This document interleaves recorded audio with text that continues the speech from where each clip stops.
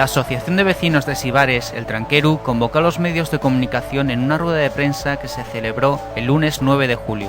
Se informó de las alegaciones presentadas ante el estudio de impacto ambiental del proyecto de regasificadora para el Musel, que presenta Enagas y cuyo estudio está realizado por la empresa Tasus Medio Ambiente.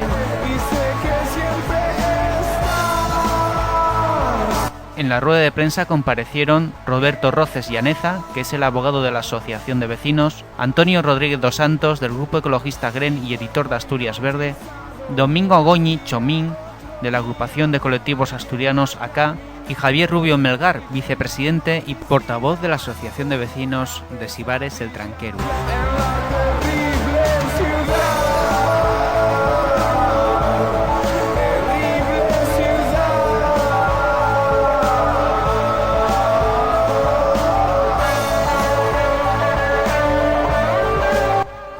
Una política para atraer empresas limpias con un alto valor añadido y creadora de puestos de trabajo.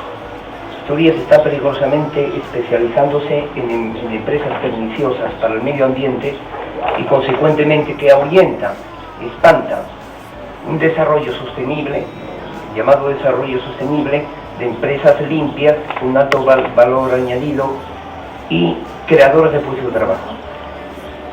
Esta política supone pan para hoy y hambre para mañana. La regasificadora para instalar en el museo es necesaria para el gobierno del Principado de Asturias para, digamos, tener un tránsito de mercancías en la ampliación del puerto del museo. Si no, esa ampliación quedaría en nada. Consecuentemente, estamos ante una política de más de lo mismo, de atraer para Asturias empresas contaminantes que nadie quiere. La regasificadora que tiene la intención de instalar en el museo, ninguna autonomía del Estado español quiere este tipo de industrias, porque ahuyentan industrias limpias que forman parte de lo que se llama un desarrollo sostenible. Consecuentemente, han hecho todo lo posible para que en el estudio de impacto ambiental el emplazamiento de la regasificadora del museo, en el puerto del museo, sea posible.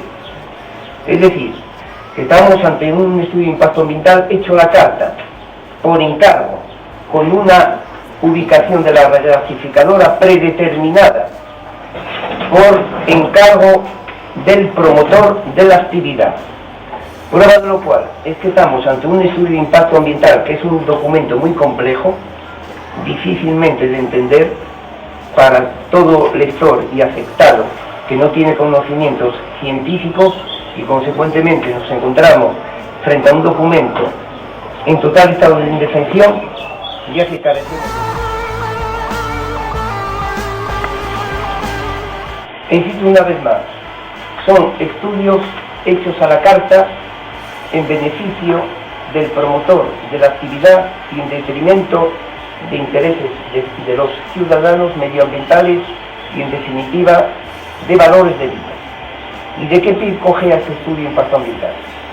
Pues del mismo pie que cogean todos los estudios de impacto ambiental, que no hay fundamentalmente lo que se llama un estudio de alternativas, como así obliga el Real Decreto Legislativo sobre evaluación de impacto ambiental.